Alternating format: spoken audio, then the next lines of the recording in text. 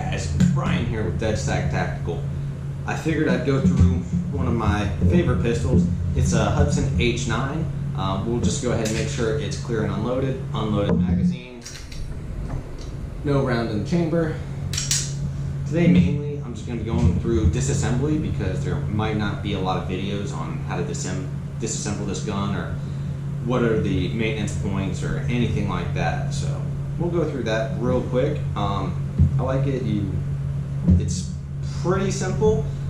It does have some pretty tight tolerances. First thing you want to do after you've cleared it is you want to lock the slide to the rear, and then this takedown pin right here, you're gonna want to depress that all the way through. Now it's tight, and I've had to do this before where you just kind of gotta put a little bit of extra pressure on it and press it the rest of the way through. Once you can get it through, you rotate it on the other side 90 degrees. So I still didn't get it pressed through, so I gotta press on it a little bit harder.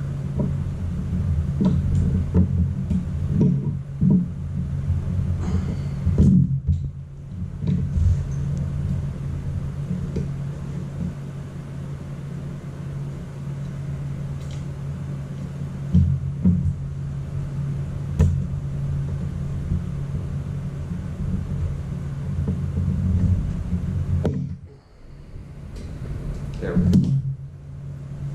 Yeah, once you got that to go through, just kind of pull it through, and you want to have it like that and then rotate it 90 like that, and then you ride the slide forward. Now at this point, you needed to have made sure that the gun was empty, no round in the chamber, because what you do next is you pull the trigger till you hear the audible click, and then it just slides the rest of the way off. Open this up, and then you have the barrel frame slide, and then you just have the oil end of the barrel. I'm going to wipe it down real quick, just get everything out of it. I haven't shot this one much recently like this gun, but since the company filed Chapter 11, everybody who still has one of these, no parts, might be a little hard to come by. So properly maintaining this gun is going to be key in keeping it for a long time. Now let's look at this and find the proper places to oil it.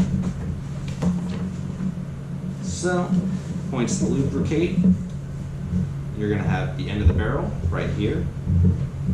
They say to lubricate this right here, and then like normal, just your rails right here and right here.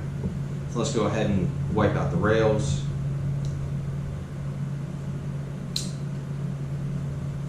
Any dirt out of that.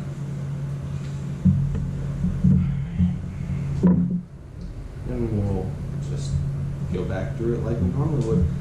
So, barrel, good to go. It just says to lubricate the end of it. So we'll go ahead and do that.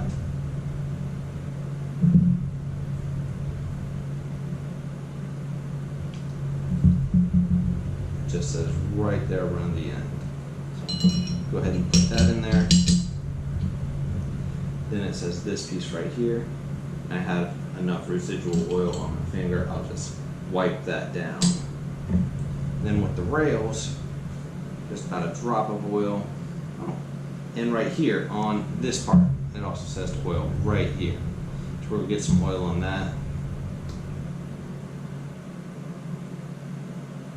Probably a little too much, but we'll work it out. Get some on the rails.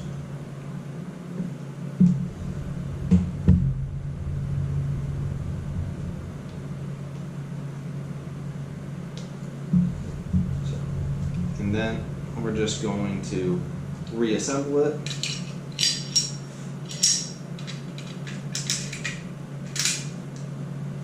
Lock the slide to the rear. Spin that forward. Press it into place. Run the slide a couple times. Function check it. Grab the edge of the trigger and behind the accordion and see if you can depress it. Alright, I can't on mine. So, like I said, right here behind the accordion. And then you want to pull the trigger, ensure it works, rack it, test it again. Alright, cool. Everything seems to be functioning properly. We'll just wipe down the outside of the gun. I got a lot of excess oil on there. We want to make sure that if we need to get this thing, it's not going to go and slip out of our hands. So, I guess now I will talk about the Hudson a little bit. I've shot it. It's a very, very flat shooting gun. I'll try and get a video out there in the next couple of weeks on this thing. It's run very well. I've enjoyed it. It doesn't really have a harsh edge. The slide's kind of slimmed up a little bit. They came with 15+1. You had the option for a 17-round magazine too. So you have the same capacity of a Glock. It is a lot heavier. It's an all-steel frame gun.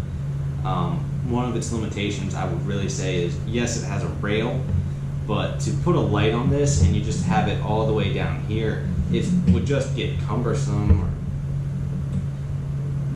holsters would be very difficult to find. It would not be a great gun to run with a light, but if you're somebody who doesn't run a light, or you run a pocket flashlight, this would probably work pretty well. It's pretty slim. I wouldn't say it's skinnier than a Glock. It feels better in my hand. Again, this one did not come with a thumb safety, so all you have is the trigger safety.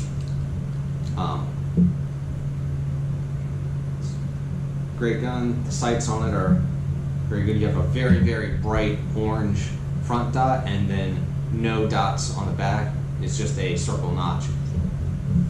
So when you're coming up on the sights, it's very quick to catch them. If you're not too familiar with this, the recoil spring is down here, and what that does is it allows it to recoil a lot flatter. I'll try and really show that when I do the shooting review of this gun. Hope you guys have enjoyed listening to me talk about it briefly and show you how to disassemble it for cleaning and maintenance.